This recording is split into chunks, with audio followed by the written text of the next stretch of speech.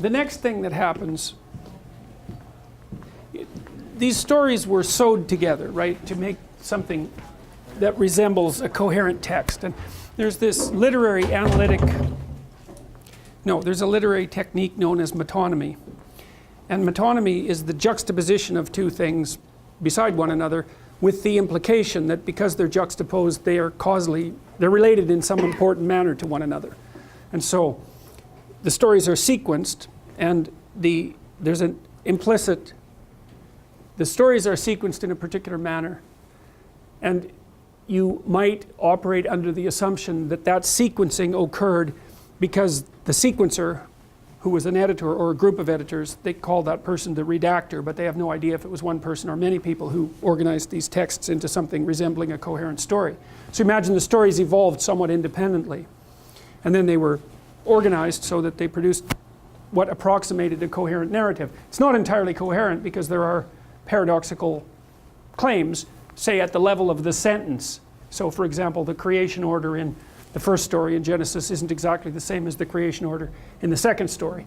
And people who insist upon the literal truth of the Bible, whatever that means, are bothered by those contradictions and turn themselves into knots trying to iron them out. And fair enough, right? Because you want the story to be coherent.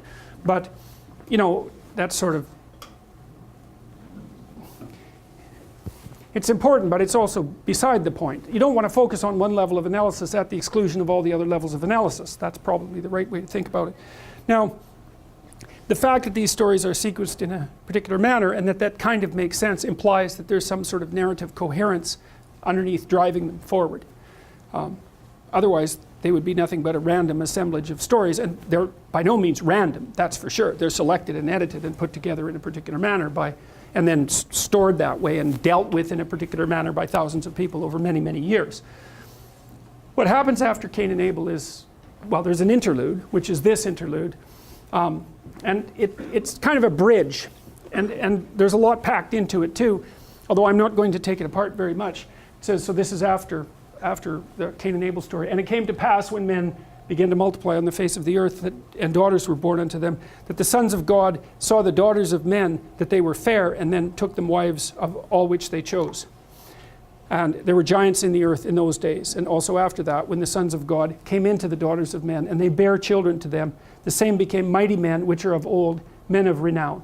Okay, so I already pointed out that if you go back just a little bit, you see that the descendants of Cain are represented as founders of institutions, right?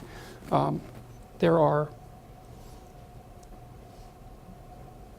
Enoch, who builds a city, and Ada, or Jabal, who is the father of those who dwell in tents and of those who own cattle, and then there's Jubal, who's the father of all that are musicians, and so on. So one of the things that you see in myths very frequently is that if there's a pattern of behavior that's characteristic of the culture, that pattern of behavior is attributed to a hero who was in the past, who was the first person who did that.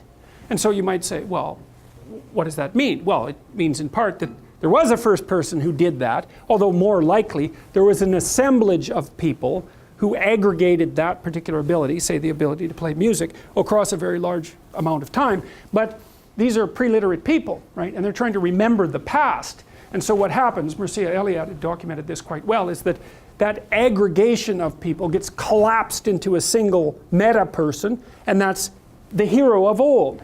And so, we already talked about how this works, is that, there are admirable people, and then you can tell a story about an admirable person, and then you can extract a story out of the set of admirable people, and you keep building higher and higher order admirable people until you extract out at the top what's ultimately admirable. And this is actually an indication of that process occurring. The giants that are being referred to in this particular phrase are the heroes of the past who established the traditions on which the society exists. And so that's all compacted into this little paragraph. And so this little paragraph here. There were giants in the earth in those days, and after that, when the sons of God came into the daughters of men, and they bare children to them, the same became mighty men, which were of old, men of renown. Well, you could hardly say, I think there's very little difference between what I just told you and what this story says. I mean, it says it as if it was something that literally occurred, but in some sense, it doesn't exactly say that. It says, well, the ancient landscape was a landscape of heroic adventurers. It's like, well, we do that to our own history, right? I mean, even when we consider it literal history, we don't pick people at random to historicize. We pick people who had some substantive impact and tell stories about them. And they're emblematic in some sense of the spirit of striving that characterizes humanity. And so you can't have history without some mythologization, because the mythologization occurs at the level of the selection of the entities about which you're going to weave the historical tale.